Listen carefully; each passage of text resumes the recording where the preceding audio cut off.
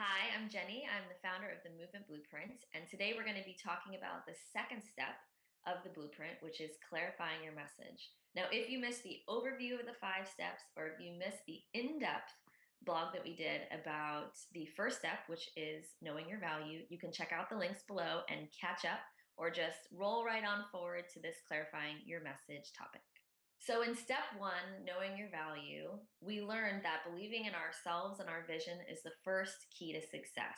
That's the way that we're going to be able to step forward confidently and powerfully in what we believe in, and that we're going to start to harness the energy of other people who want to join us in our mission. So in step two, clarifying your message, it's important to think about how are we going to communicate this thing that's so important to us to other people in a way that's going to engage and inspire them into action. So there's 3 main steps that we're going to discuss today that are important in how you bring your message forward. So the first one is make your message meaningful. Then you need to make it memorable. And then you're going to need to make it fun to share so that other people are going to be sharing this message on your behalf. Okay, so the 3 steps to clarifying your message, we're going to start with step one, which is making it meaningful. This is a values-based movement. So we want to think about what are the 3 core values that your movement is centered around, because on their own, these 3 pillars might not be so revolutionary, but when you put them together, they have the potential to form the foundation for a totally new revolutionary culture.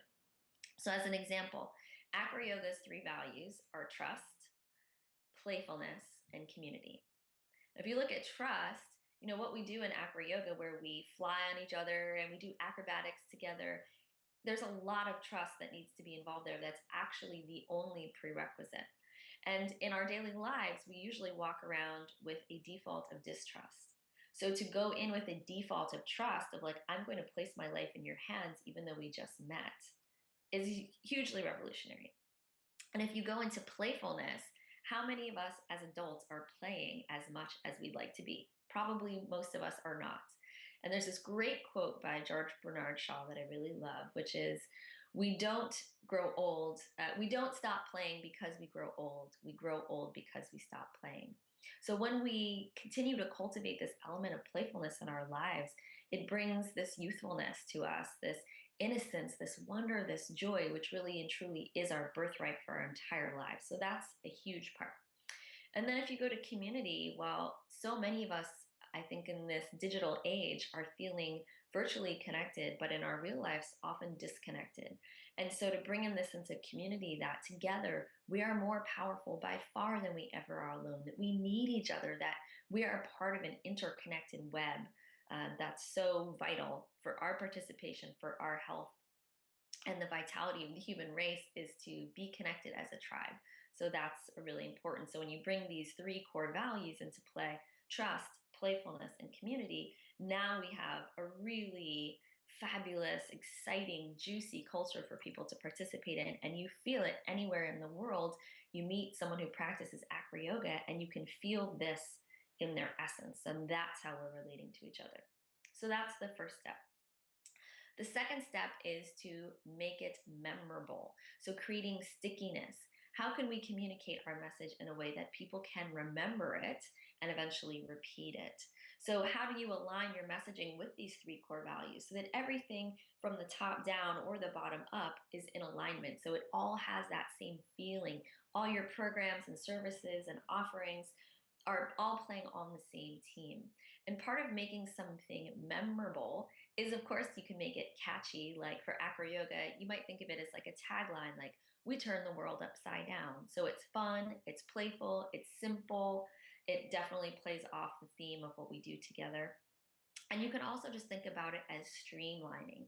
So again, it's a very much less is more opportunity, where you have to make it something that someone's going to remember, not only 5 minutes from now, but 5 months from now, maybe even 5 years from now. Think about the jingles that you remember from a commercial in your childhood.